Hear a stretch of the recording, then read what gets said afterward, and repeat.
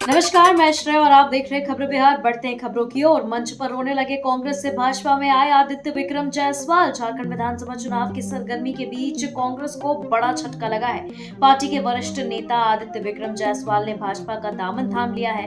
मंच पर भावुक हुए आदित्य विक्रम ने कांग्रेस से 5 पीढ़ियों का जुड़ाव बताया। अपने पूर्वजों के योगदान का जिक्र करते हुए कांग्रेस छोड़ने का दुख जताया है। उन्होंने कांग्रेस पर स्वार्थी राजनीति करने का आरोप लगाते हुए भाजपा को झारखंड के विकास और राष्ट्रवाद को सही विकल्प बताया। वहीं आदित्य ने कहा है कि राज्य में युवा और महिला सुरक्षा को लेकर स्थिति खराब हो गई है और इसे सुधारने के लिए भाजपा में शामिल होना जरूरी समझा। बिहार में जुटेंगे देश भर के विधानसभा अध्यक्ष। सम्मेलन के लिए 150 अफसर तैनात। बिहार में 20 से 23 जनवरी 2025 तक अखिल भारतीय पीठासीन अधिकारियों का 85वां सम्मेलन होगा, जिसमें उपराष्ट्रपति जगदीप धनखड़, लोकसभा अध्यक्ष ओम बिरला और देश भर के विधानसभा अध्यक्ष उपाध्यक्ष शामिल होंगे। इस आयोजन की तैयारी में बिहार प्रशासनिक सेवा के 150 अधिकारियों को 4 दिन के लिए विधानसभा में तैनात किया गया है। भवन निर्माण विभाग उपराष्ट्रपति और लोक अध्यक्ष के लिए विशेष चेंबर बन रहा है। ऐसा आयोजन बिहार में 1982 के बाद पहली बार हो रहा है।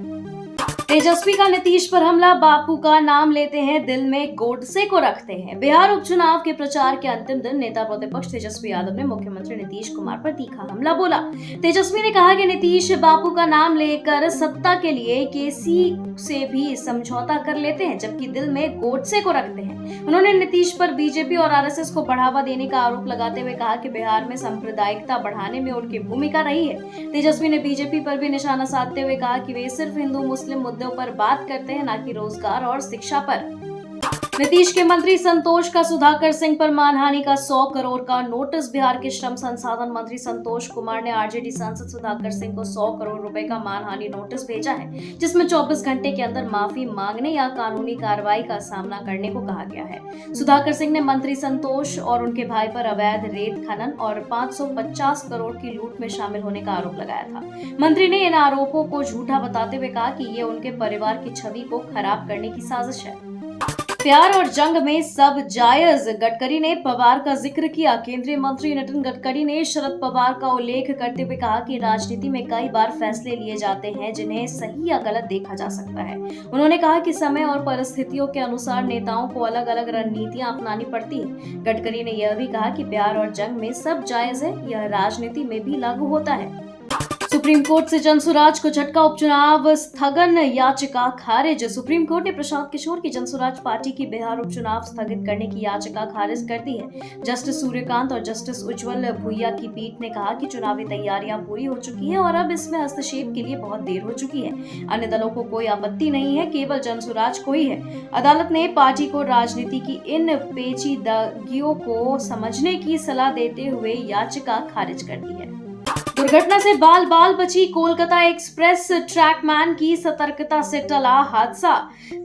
सोमवार सुबह कोलकाता से गाजीपुर जा रही कोलकाता एक्सप्रेस छपरा जंक्शन के पास बड़ी दुर्घटना से बची है। ट्रैकमैन के निरीक्षण के दौरान उसे टूटी हुई रेल पटरी पर दिखाई दी है। उसने तुरंत ट्रेन को लाल झंडी दिखाकर रुकवाया और ट्रेन के चालक ने इमरजेंसी ब्रेक लगाई। इस सतर्कता से ट्रेन के टूटे हुए ट्रैक से 100 मीटर पहले ही रोक दिया गया, जिससे संभावित दुर्घटना टल गई।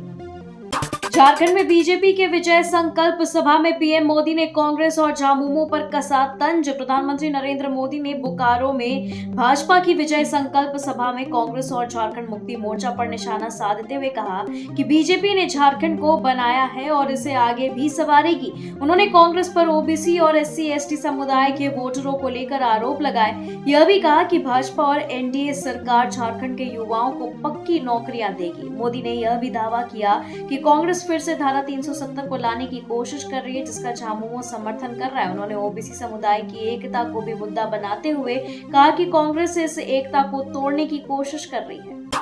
थम गया झारखंड चुनाव प्रचार। 43 सीटों पर 13 नवंबर से मतदान। झारखंड विधानसभा चुनाव 2024 के पहले चरण के तहत 43 सीट पर सोमवार को चुनाव प्रचार समाप्त हो गया। इसके बाद उम्मीदवार केवल घर घर जाकर प्रचार कर सकेंगे।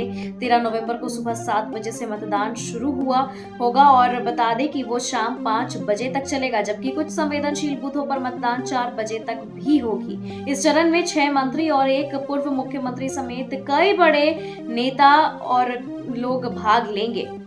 हजारीबाग के स्कूलों पर सीबीएसई मान्यता रद्द होने का खतरा। हजारीबाग के कुछ स्कूलों की सीबीएसई मान्यता पर संकट है, खासकर उन स्कूलों पर जो 11वीं कक्षा में डमी छात्रों का नामांकन करते हैं। ये छात्र बाद में राजस्थान, दिल्ली, बेंगलुरु जैसे शहरों में रहकर इंजीनियरिंग और मेडिकल की तैयारी करते हैं।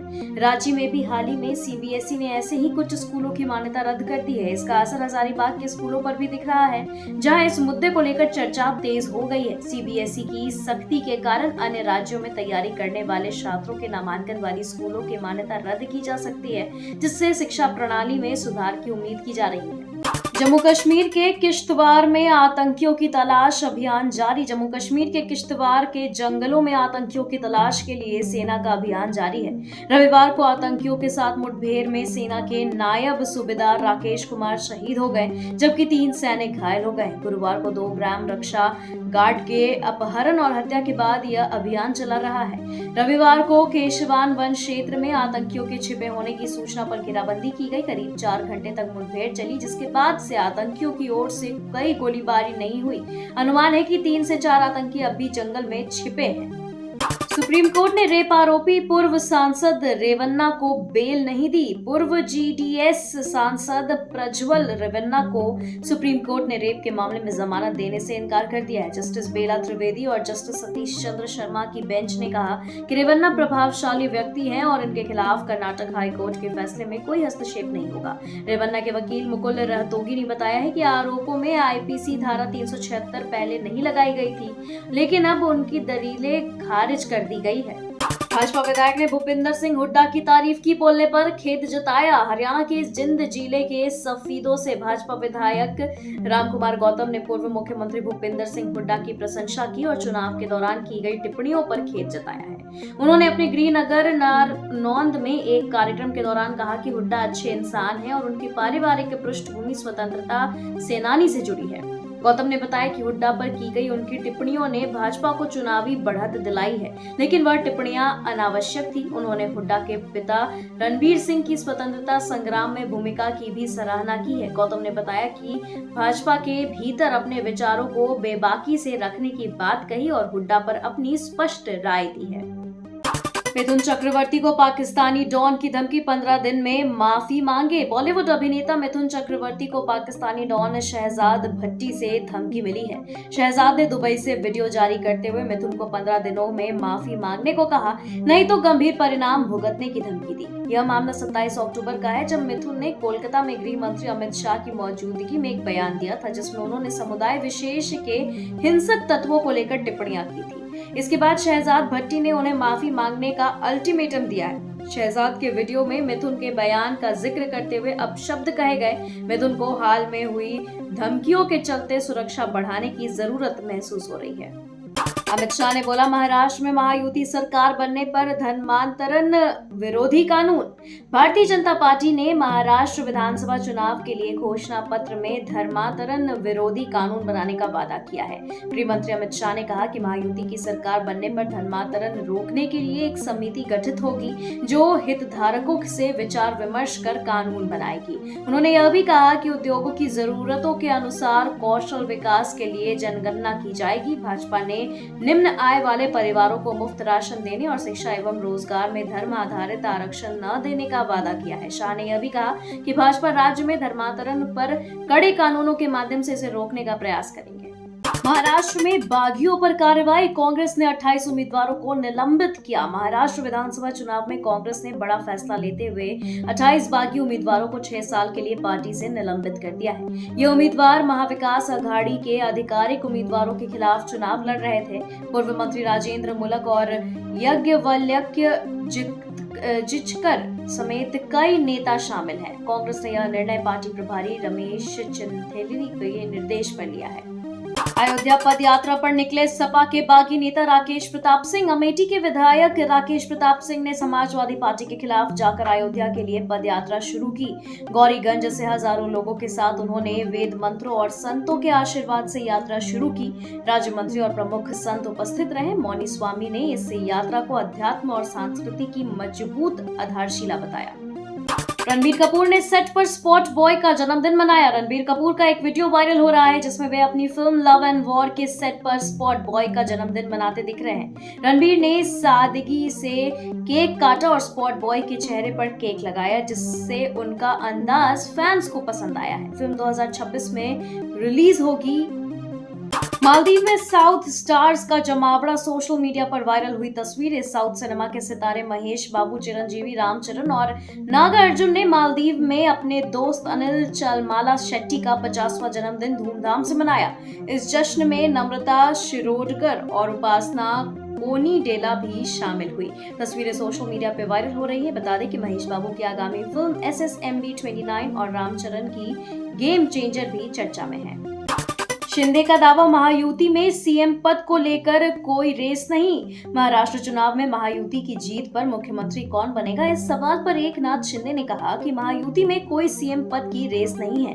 उन्होंने महाविकास अघाड़ी में पद के लिए हो रही जंग को लेकर निशाना साधा। शिंदे ने कहा कि MVA में कोई चेहरा जनता को भी भा रहा, जबकि महायुति को महिलाओं का अच्छा समर्थन मिलेगा। महाराष्ट्र में विदर्भ की 62 सीटों पर कांग्रेस भाजपा संघर्ष। महाराष्ट्र विधानसभा चुनाव में विदर्भ की 62 सीटें महत्वपूर्ण हैं। भाजपा और कांग्रेस दोनों की नजर है। विदर्भ सत्ता का निर्धारण करता है, इसलिए यह चुनावी गणना में अहम है। वर्तमान में इन 62 सीटों में से 40 सीटों पर भाजपा और कांग्रेस के बीच सीधा मुकाबला है, जिससे ये सीटें महाराष्ट्र के चुनावी परिणाम को निर्णायक रूप से प्रभावित कर सकती है। आर्टिकल 370 की बहाली की संभावना पर सलमान खुर्शीद की राय। वरिष्ठ कांग्रेस नेता सलमान खुर्शीद ने कश्मीर में आर्टिकल 370 की बहाली की संभावना को कम बताया है। उन्होंने देहरादून लिटरेचर फेस्टिवल में कहा कि जम्मू कश्मीर की विधानसभा में इसे हटाने के खिलाफ प्रस्ताव है, लेकिन यह सरकार की मजबूरी अधिक है। खुर्शीद का मानना है कि राज्य सरकार को जनता के प्रति अपनी निष्ठा दिखानी होती है, लेकिन केंद्र सरकार इस मांग पर अपना रुख बदलने के लिए बाध्य नहीं है। महाराष्ट्र में भाजपा का नया नारा, एक है तो सेफ है।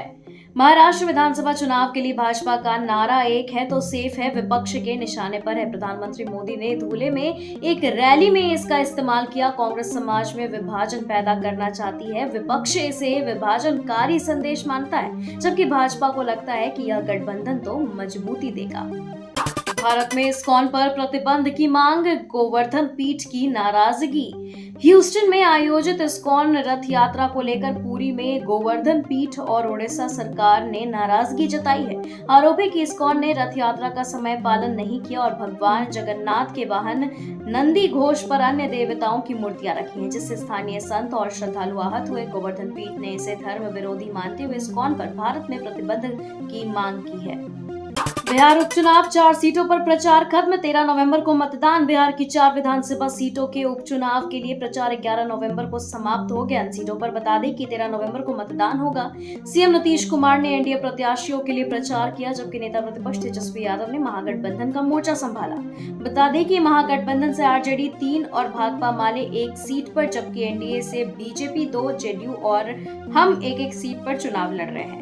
इस बार प्रशांत किशोर की जनसुराज पार्टी भी चारों सीट पर मैदान में उतरी है। खबरों के सिलसिलों में फिलहाल इतना ही। बने रहे खबरें बिहार के साथ। नमस्कार।